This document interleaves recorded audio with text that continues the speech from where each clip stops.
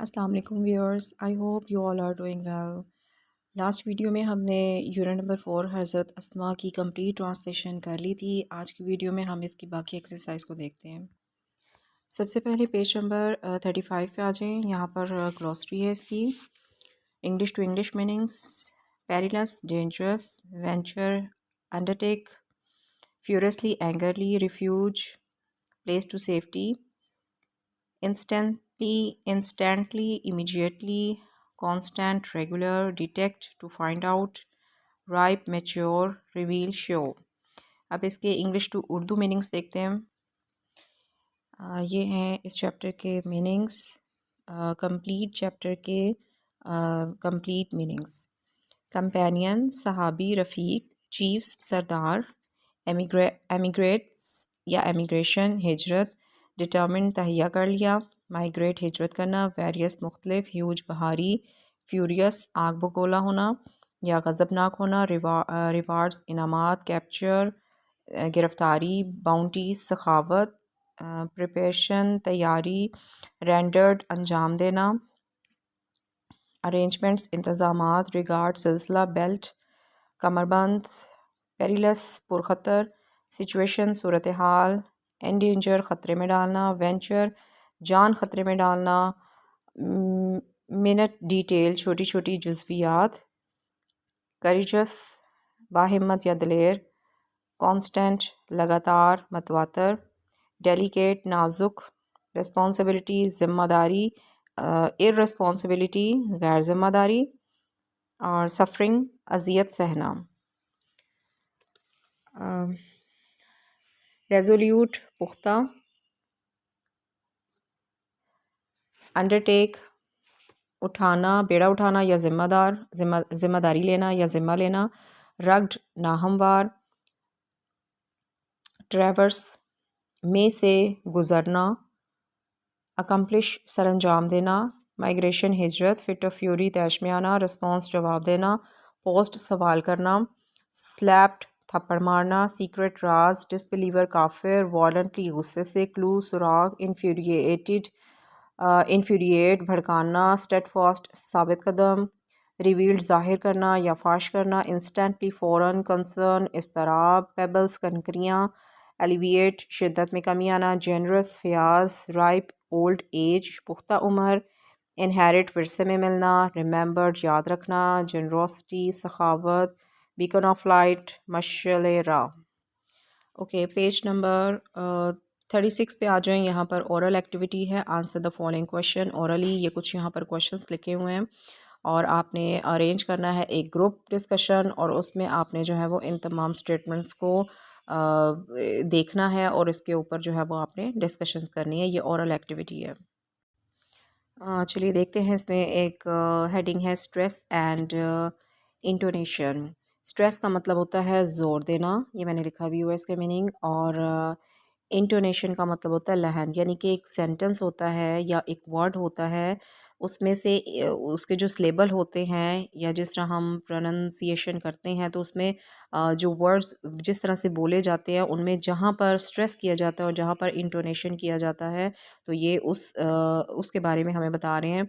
Stress का मतलब जिस हिस्से पर ज़ोर दिया जाता है और इंटोनेशन जिस हिस्से पर ज़ोर नहीं दिया जाता।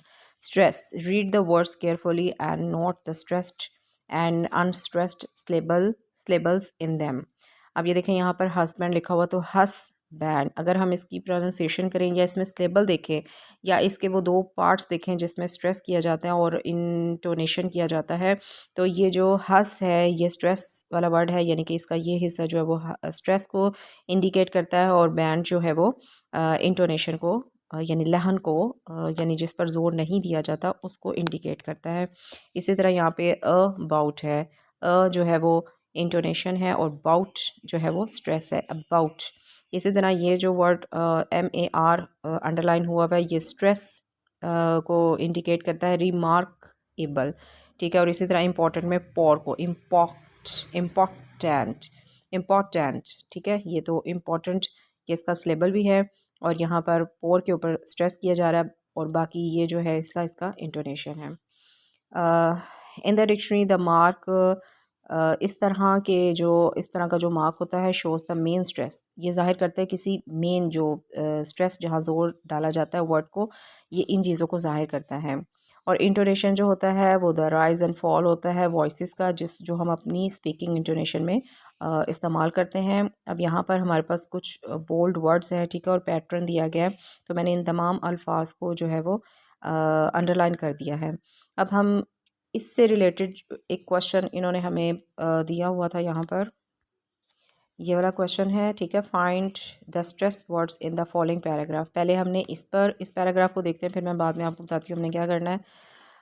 The preparation for this journey, journey ये पूरा वर्ड है जर्नी, ठीक है, लेकिन इसमें जिस वर्ड पर स्ट्रेस किया गया है वो हमने जो है वो ये देखें जर्नी, ज पे जो है वो स्ट्रेस डाला गया, तो हमने वहाँ पे उस लफ्ज़ को उसके उतने स्टेबल या हिस्से को हमने अंडरलाइन कर दिया। Journey was made the house of हज़रत अबू बकर सिद्दीक रज़ियल्लाहु ताला अन्हो, हज़रत अस्मा रेंडर्ड, रेंडर्ड। अब ये रेन जो है यहाँ पे स्ट्रेस दिया जा रहा है, एक ये वर्ड है और एक है यूज़फुल। यूज़फुल में यूज़फुल, यूज़ पे जो है वो स्ट्रेस किया जा रहा है, ठीक है। सर्विसेज इन दिस रिगार्ड, अब रिगार्ड में री जो है वो इस पे रिगार्ड, इस पे स्ट्रेस किया जा रहा है। She prepared food for this journey, he she tied the food on the camel, black with her own belt. ये सारा पैराग्राफ उसी में से हमने लिया हुआ है जो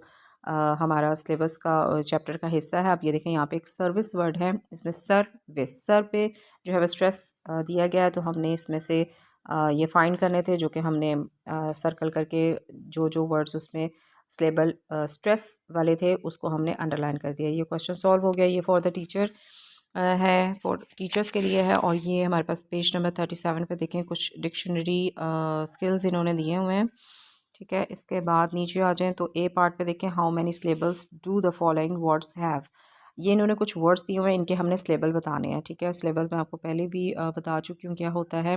जब हम वर्ड को प्रोनाउंसिएशन के साथ यानी प्रोनाउंसिएट करते हैं तो उसमें जो जितनी बार हमने वक्फा डालना होता है या जितने उसके सिलेबल होते हैं उसको हम बताते हैं कि ये इतने लफ्ज़ों से मिलकर बना, और वो बाकी तमाम हिस्से जो होते हैं पार्ट्स उसके सिलेबल होते हैं। जैसे ये देखें पॉलिटिकली है तो यहाँ पे पो, ली, टिक, अल और ली, ये 4 से 5 इसके सिलेबल, ये 5 सिलेबल इसके बनते हैं, ठीक है, पॉलिटिकली। और पॉलिश में पोलिश, ये 2 सिलेबल हैं। पोल का एक ही सिलेबल के साथ वर्ड बना है, और ये पॉल भी एक ही है, और पोलन ये 2 इसमें सिलेबल हैं, यानी जितने वर्ड्स हैं इनमें हमने सिलेबल की निशानदेही की है कि कितने कितने सिलेबल हैं। नेक्स्ट है G give pronunciation of the following words with the help of the pronunciation key given in your dictionary. अब ये हमारे पास कुछ वर्ड्स हैं, इनकी हमने प्रोनाउंसिएशन करनी है, मैंने यहाँ पे सारी लिख दी है। ये है एमिग्रेंट, एमिग्रेंट, ये देखें एमिग्रांट। फिर ये है पिरिलस, ये देखें पीरिलस, पिरिलस, पिरिलस। और ये है इन्फ्यूरिएटेड, ये देखें इन्फ्यूरिएटेड। फिर ये है नॉलेज, ये देखें नॉलेज। ये है स्टेड फास्ट, ये देखें स्टेड फास्ट, ये इसकी हमने प्रोनाउंसिएशन की है। नेक्स्ट इसका जो हिस्सा है वो है फॉर द टीचर। उससे नेक्स्ट पेज पे आ जाएं, पेज नंबर 38 पे कॉम्प्रीहेंशन है।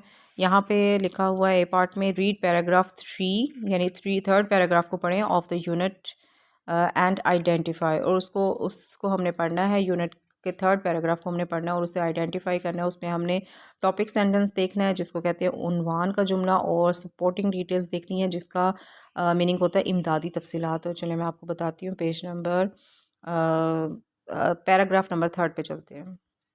पैराग्राफ नंबर 3 पे आ जाएं तो during the perilous journey it was very difficult for anyone to supply food to Hazrat Muhammad सल्लल्लाहु अलैहि वसल्लम। ये जो हिस्सा है ये कहलाएगा टॉपिक सेंटेंस, ठीक है। ये इस पैराग्राफ का टॉपिक सेंटेंस था, और बाकी हमारे पास जो है ये सपोर्टिंग डिटेल्स, ये बाकी तमाम पैराग्राफ जो कि द सिचुएशन से स्टार्ट होकर इस पूरे पैराग्राफ को कंप्लीट करता है डिटेक्टिव तक, तो ये इसका जो है वो दूसरा हिस्सा है, यानी सपोर्टिंग डिटेल्स है। पहली लाइन जो मैंने ब्रैकेट में की हुई है वो टॉपिक सेंटेंस है, और दूसरा जो पूरा पैराग्राफ कंप्लीट करता है सेकंड लाइन से वो उसकी सपोर्टिंग डिटेल्स थी।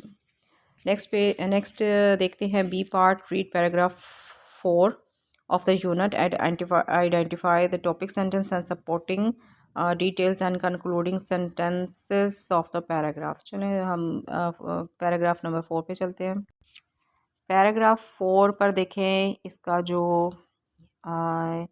ये वाला सेंटेंस है, यहाँ से शुरू हो रहा on the night of the migration, यहाँ तक एट द डोर वायलेंटली, यहाँ तक जो है वो इसका टॉपिक बनता है सेंटेंस, ठीक है. और यहाँ से लेकर एड्रेसिंग हज़रत अस्मा से लेकर, या ही डिमांडेड से लेकर, या यहाँ से भी कर लें, ठीक है. यहाँ से लेकर ये इसका पूरा पैराग्राफ जो यहाँ तक कंप्लीट हो गया सीक्रेट तक, वो इसका डिटेल सेंटेंस है, यानी सपोर्टिंग डिटेल्स है, ठीक है. पहला था टॉपिक सेंटेंस और दूसरा जो है वो इसका सपोर्टिंग डिटेल्स था. अब आंसर द फॉलोइंग क्वेश्चन. सी पे आ जाए. सी पार्ट पे हमारे पास क्वेश्चन आंसर है हज़रत अस्मा के. क्वेश्चन नंबर 1 देखते हैं. व्हाट हैपेंड व्हेन हज़रत अबू जहल आस्क्ड अबाउट हज़रत अबू बकर सदीक रज़ियल्लाहु ताला अन्हु. Answer is when Abu Jahl asked Hazrat Asma रज़ियल्लाहु ताला anha about her father whereabouts, she countered question him, how would I know? This infuriated Abu Jahl. He slapped Hazrat Asma's face so hard that her earring fell off. She faced him bravely and didn't reveal the secret. Question number 2. Why was Hazrat Abu Quhafa worried? Hazrat Abu Quhafa was worried that Hazrat Abu Bakr had taken all the wealth with him, leaving him and children empty-handed and helpless. Question number 3. How did Hazrat Asma console her grandfather? She immediately gathered some pebbles and put them at the place where her father used to keep his money and jewels, and covered them with a piece of cloth. She called her grandfather and told him that her father had left all that for us. He touched the cloth and his concern was elevated. In his way, Hazrat Asma consoled her grandfather. Fourth question is, who was Hazrat Abdullah bin Zubair? Hazrat Abdullah bin Zubair was son of Hazrat Asma. Next question पे आए. Question number 5. Which incident in the story showed Hazrat Asma's love and respect for the Rasul sallallahu alaihi wasallam? The role Hazrat Asma played at the time of the migration of the Rasul showed her love and respect for the Rasul sallallahu alaihi wasallam. Disbelievers of Makkah were bent upon taking the life of Rasul sallallahu alaihi wasallam were looking for him. She risked her life and supplied to Rasul sallallahu alaihi wasallam. Supplied food, यहाँ पर food आना है, एक second. Supplied food to Rasul sallallahu alaihi wasallam and his father Hazrat Abu Bakr in the cave of Thor, यानी सौर, गारे सौर, courageously, हौसले के साथ. Next question number 6 देखें. Which incident in the story tells about the generosity of Hazrat Asma? Answer. When Hazrat Asma inherited a garden after the death of his sister Hazrat Aisha Razallahu Ta'ala anha, she sold it and gave away all the money among the poor and the needy. She felt pleasure in doing so. Next question. What message do you get from the life of Hazrat Asma? The answer is, the message we get from the life of Hazrat Asma is that one should live a life of bravery, truthfulness, piety, generosity, and patience. Question number 8, last question. Her life would always be a beacon of light for all of us. How? The answer is, Hazrat Asma was an embodiment of bravery, generosity, and patience. She had resolute faith in Allah Almighty and always showed patience in suffering and hardships. Therefore, Her life would always be a beacon of light for all of us. Okay ये questions जो है वो हमारे complete हो गए। Next आ जाएँ page number 39 पर। यहाँ पर हमारे पास लिखा हुआ है cataphoric references and anaphoric references. Cataphoric references वो होते हैं जो बाद में आने वाले वर्ड्स का हवाला पेश करते हैं, ठीक है। और एनाफोरिक रेफरेंसेस वो होते हैं जो शुरू में ही हवाला किसी भी सेंटेंस का या किसी भी हिस्से का पेश करते हैं। An expression that refers to the letter, ये मैंने आपको सब उर्दू में बता दिया है।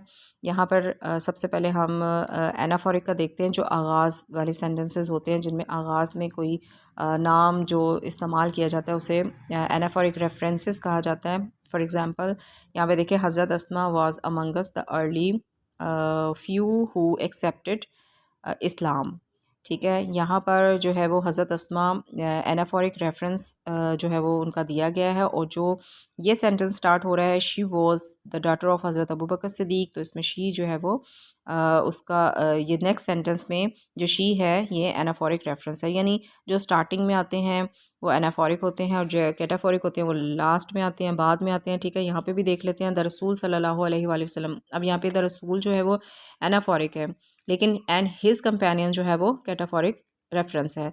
तो नेक्स्ट सेंटेंस में देखें, बल्कि ये एक ही सेंटेंस है, इसका पहला हिस्सा ये है द रसूल सल्लल्लाहु अलैहि वसल्लम, ये एनाफोरिक है, और ये एंड हिज कंपेनियन जो है ये कैटाफोरिक रेफरेंस है। अब नेक्स्ट पे आई डी पे, tell whether the references given in the sentences are anaphoric और कैटाफोरिक। अब हमने यहाँ पे बताना है कि इसमें से जो सेंटेंसेस हमें दिए गए हैं वो कौन कौन से जो है वो एनाफोरिक है और कौन से कैटाफोरिक है।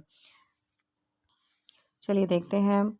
Abu Jahl the chief of the disbeliever in the fit of fury headed towards Hazrat Abu Bakr Siddiq रज़ियल्लाहु ताला अन्हु home, he began to knock at the door violently. अब ये देखें, यहाँ पर इस पैराग्राफ में अबू जहल जो है एनाफोरिक रेफरेंस है और जो हज़रत अबू बकर सिद्दीक है वो कैटाफोरिक है।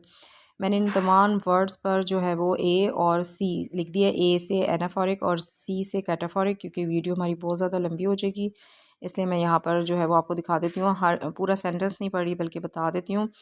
ये अंडरलाइन वर्ड, हर ग्रैंडफादर एनाफोरिक है और हज़रत अबू कुहाफा कैटाफोरिक है। फिर इसमें असलम जो है वो एनाफोरिक है और ही जो है वो कैटाफोरिक है। और इधर से फोर्थ सेंटेंस में शी जो है वो एनाफोरिक है और इसमें नीलम जो है वो कैटाफोरिक है। फिफ्थ क्वेश्चन में अनीस जो है वो एनाफोरिक है और ही कैटाफोरिक है। सिक्स सेंटेंस में शी एनाफोरिक है और ज़ेबा कैटाफोरिक है। सेवन में सिटी जो है वो एनाफोरिक है और लाहौर जो है वो कैटाफोरिक है। नेक्स्ट पेज पर आ जाए, पेज नंबर 40 पर। Vocabulary, choose the correct meanings of the underline words. यहाँ पे डेलिकेट है, डेलिकेट का हमने करेक्ट मीनिंग्स देना है। सेंसिटिव, यहाँ पे वायलेंटली है, वायलेंटली का मतलब एंगरली होता है, इसका करेक्ट मीनिंग। और इन्फीरिएटेड का मतलब अनोइंगली होता है। स्टेडफास्ट फास्ट का मतलब फर्म एंड रेजोल्यूट होता है। नेक्स्ट पे आ जाए, consult a dictionary to find the meanings of the following words phrases and use them in the sentences. हमारे पास यहाँ कुछ वर्ड्स हैं, हम इनके सोल्यूशन की तरफ चलते हैं। ये देखें, फ्रेजेस मीनिंग्स और इनके सेंटेंसेस। पहला वर्ड है, फ्रेज़ है, मैड विद एंगर, गुस्से से झुंझलाया हुआ। Nasir was mad with anger and tore his termination orders. फिर है fit of fury, fit of fury तैश का दौरा। Ahmad in a fit of fury burnt the crops of his enemy. Reveal the secret, राज जाहिर करना। Every government expects his ambassador that he would not reveal the secrets of his country. Next है absolute, गैर मुतनज़्ज़ल और पुख्ता। I have a resolute faith in Allah that he would listen to my prayers. फिर है alleviate, शिद्दत कम करना। The present government cannot alleviate the miseries of the poor. फिर है माइग्रेशन, हिजरत। द माइग्रेशन ऑफ द रसूल सल्लल्लाहु अलैहि वसल्लम from Makkah to Madina is the great event of Islamic history. Next है कंपेनियन, साथी या हमसफ़र। ही वॉज माई कंपेनियन और जर्नी। नेक्स्ट है रिफ्यूज, पना। He took refuge in the cave of Thaur. gave away, बांट दी। he gave away all his money among the poor. Last है determined, he determined to eradicate corruption in the country. ये complete हो गया। Next page में आ जाएं, page number 41 पर। यहाँ पर हमारे पास ग्रामर का हिस्सा एब्स्ट्रैक्ट नाउन जिसे कहते हैं इसमें मुजरद। एब्स्ट्रैक्ट नाउन जो होता है वो किसी नाम की खूबी या कोई काम होता है या किसी भी हालत को कहते हैं। अब एग्जांपल देखते हैं। She faced every calamity of life with patience. Patience जो है इसका मतलब सब्र होता है और ये एक एब्स्ट्रैक्ट नाउन है, ये एक हालत है, ठीक है। या इसे इस तरह भी कह सकते हैं कि इसे देखा नहीं जा सकता, इसे छुआ नहीं जा सकता। वेलर, वेलर बहादुरी होता है, ठीक है। ये भी एक एब्स्ट्रैक्ट नाउन है। Underline the abstract noun in paragraph 4। चलिए पैराग्राफ 4 पर चलते हैं। ये आ गया हमारे पास पैराग्राफ नंबर 4। इसमें जो हमने एब्स्ट्रैक्ट नाउन अंडरलाइन करने थे मैंने उन्हें सर्कल कर दिया। ये देखें, पहला वर्ड माइग्रेशन है इसमें, फिर फिट है, फिर उसके बाद नेक्स्ट पेज पे चलते हैं। तो यहाँ पर हमारे पास एक और वर्ड है response, विज़म, courage, clue.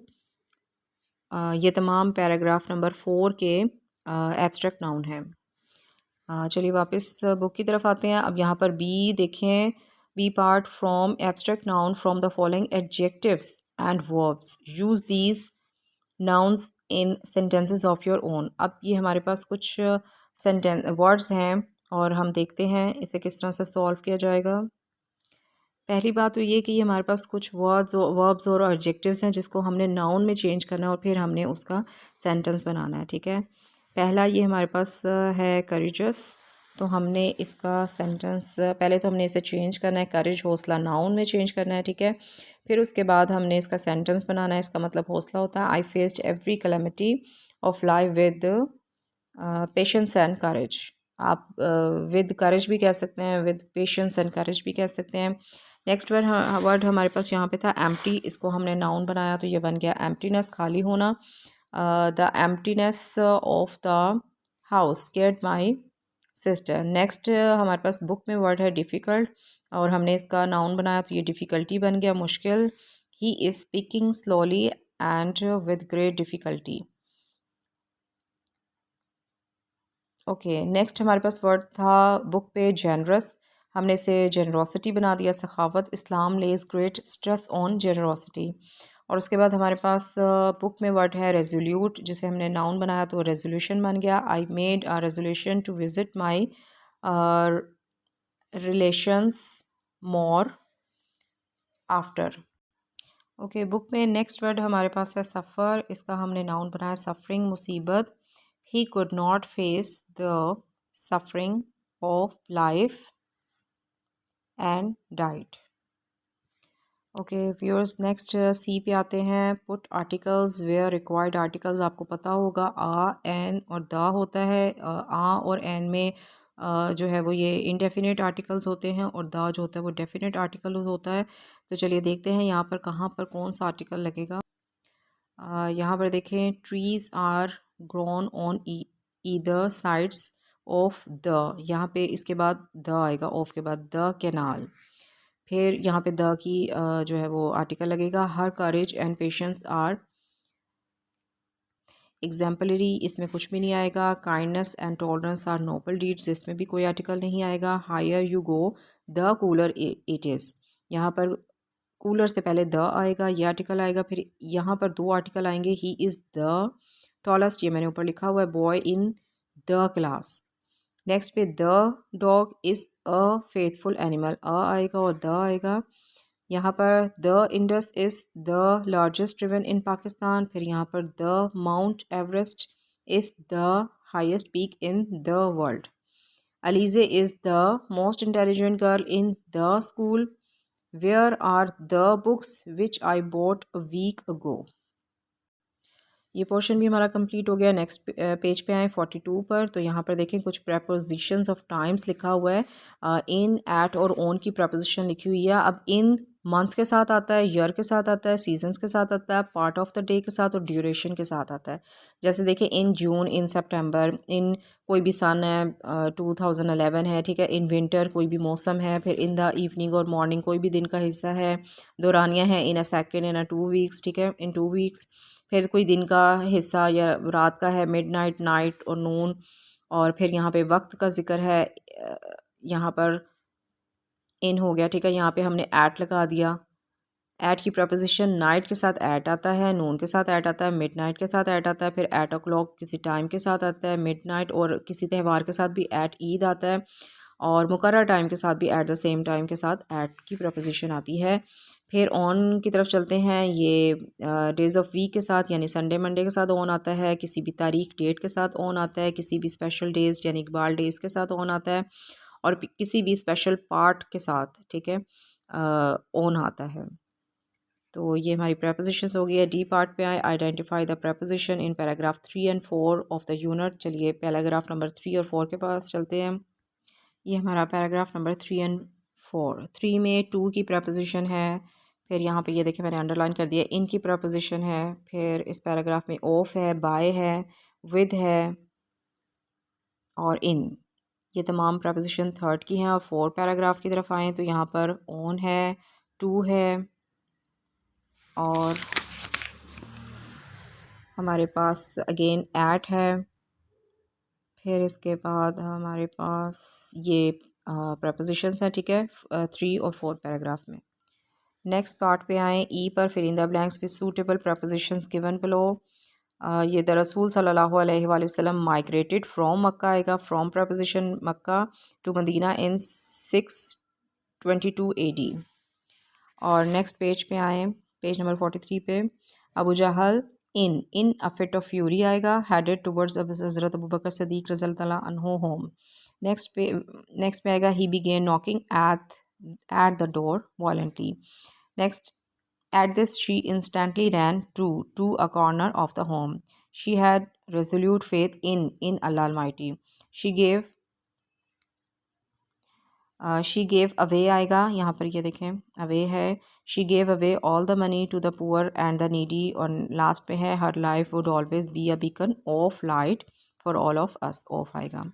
Fill in the blanks with preposition on time. Time पे देखें, Ali is arriving on January 26 at 2 o'clock। फिर Saqib is living on Friday at noon. Ashar worked for his law firm in 1995। I met Shaheen at 9 o'clock a.m. The doctor will see Alize in the evening.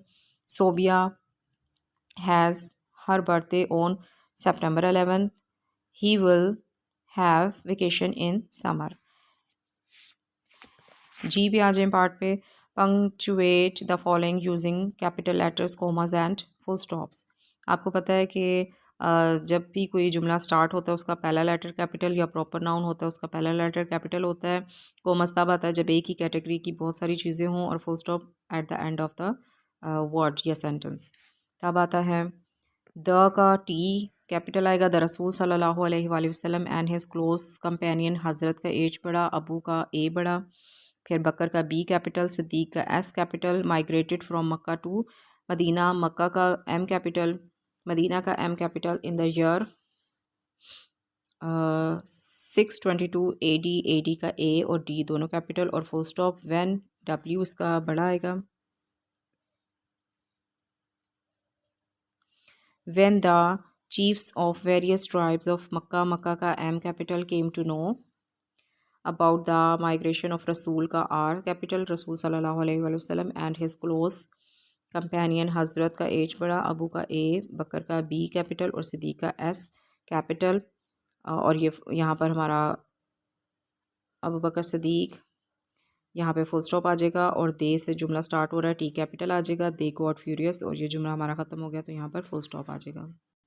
तो viewers next page पे आए, 44 पे, ये सारी writing skills हैं, ठीक है। और यहाँ पर आपने स्केच बनाना है हज़रत अस्मा का कैरेक्टर, ठीक है, ख़ुद से ये काम आप लोगों ने करना है। उसके बाद ओरल कम्युनिकेशन स्किल्स हैं, तो उसके बाद देखें तो यहाँ पर क्लास के जो स्टूडेंट्स हैं उनको कहा जा रहा है कि ज्वाइन हो जाएं, ठीक है, और फ्रेजेस बनाएं, और ये काम करने वाले तो नहीं है वैसे। और नेक्स्ट पेज पे देखें तो ये रिव्यू एक्सरसाइज है, ये तमाम वही क्वेश्चन और इसमें सब वही चीज़ें हैं जो हमने इस एक्सरसाइज में कर ली हैं। तो व्यूअर्स ये थी हमारी आज की वीडियो, और ये था आज का लेक्चर जिसमें हमने 9th क्लास की इंग्लिश की book unit number 4 chapter number हज़रत अस्मा रज़ियल्लाहु ताला अन्हा की तमाम जो है वो एक्सरसाइज, क्वेश्चन आंसर और वर्ड्स मीनिंग सॉल्व किए हैं।